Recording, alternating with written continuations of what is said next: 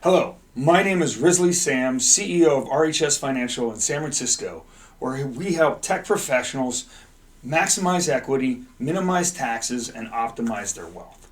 I'm a certified financial planner and a certified private wealth advisor. Today's brief webinar is the second in a three-part blog series, Do You Have the Right Mindset for Financial Success? In the last post, we discussed why it was important to develop a positive financial mindset. In this post, we will look at how we as humans in society tend to develop a scarcity mindset that tends to limit our ability to grow the kind of wealth we know we deserve.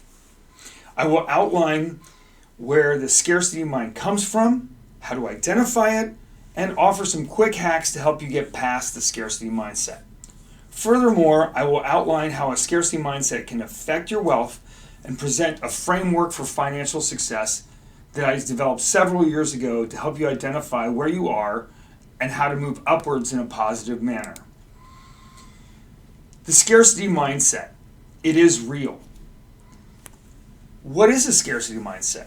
Well, years ago, Stephen Covey, author of 7 Habits of Highly Effective People, coined the term the scarcity mentality. He postulated that people with a scarcity mentality view the world as a finite pie. If someone takes something from that pie, there is less for everyone else. And this scarcity mentality is so thoroughly conditioned in us as humans, especially in the corporate world, making things like promotions, raises, and advancement a rare thing. Similarly, with building wealth, most people think of money as a rare commodity and hard to get. It is a scarce resource in their minds, and therefore, thoughts towards getting more money tend to be difficult ones. A quick word of advice. Do not let your small bank or brokerage account put limits on your thinking about your ultimate wealth. In other words, instead of having a scarcity mindset that is limiting, you need to develop an abundant mindset that is limitless. It is far more likely that you will achieve your financial goals if you developed a positive financial mindset, because you look at the world as an ever-expanding pie rather than a finite pie. The abundance mindset is also real, but it is much rarer. Stephen Covey also coined the term abundance mentality. A person with an abundance mentality believes that there's plenty out there for everybody. Have you ever met or worked with someone with an abundance mentality? If you have, you will know that they're some of the most memorable people ever, and they are a joy to work with. They are nice, supportive, they share information gladly, and genuinely want to help because they know it helps them in turn. These people are few and far between, but they're always memorable. They view the world as full of opportunity. So since they know that there are plenty of opportunities out there, they never feel rushed because they know if they miss an opportunity today, there will always be other opportunities tomorrow. So where does the scarcity mindset come from? And what are its negative effects? In my last post, we discussed Stanford psychologist Carol Dweck's research into fixed mindsets and how a fixed mindset can limit one's ability to grow their wealth. A scarcity mindset, by its very definition, is a fixed mindset, which limits creativity and confines people to thinking small about their personal finances. This fixed scarcity mindset will also make you believe that you do not have enough. You will never have enough, and there is very little you can do about it. Over the course of time, this fixed mindset builds fear and low self-esteem and prevents people with this problem from learning and trying new things. Even worse, it can lead to jealousy and sometimes resentment towards others who are successful in life.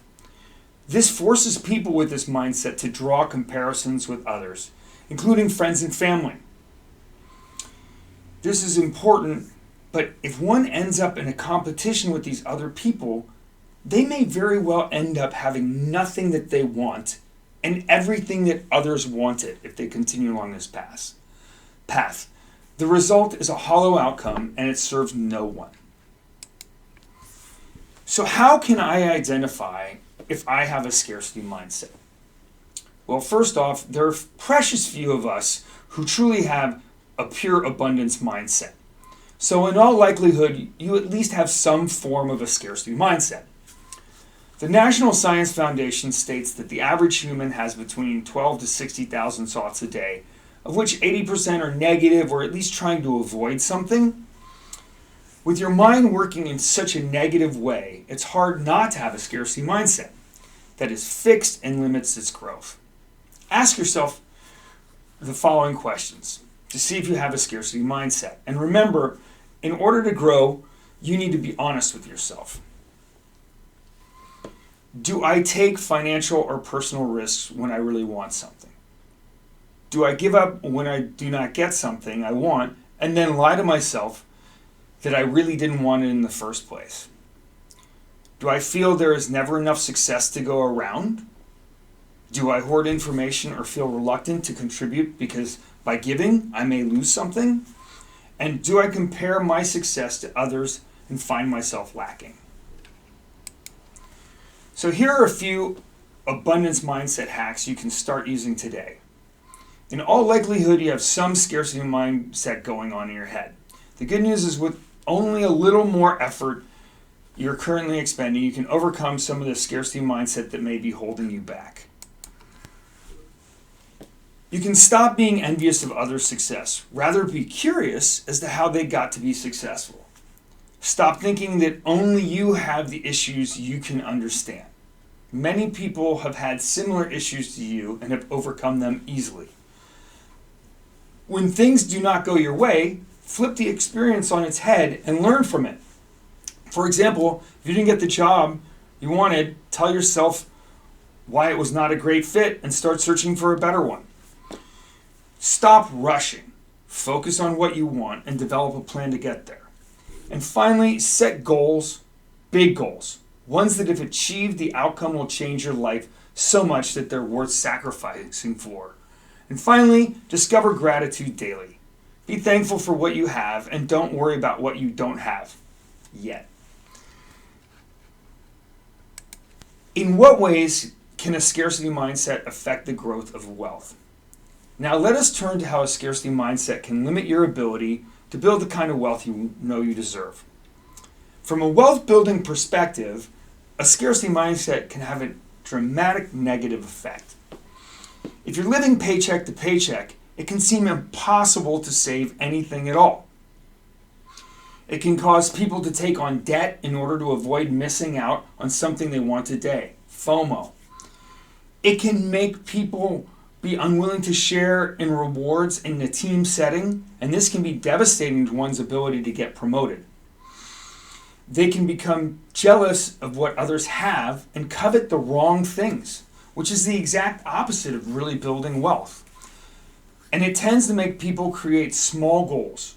These goals are uninspiring, and we all know uninspiring goals are seldom achieved because there's no challenge that inspires the underlying drive.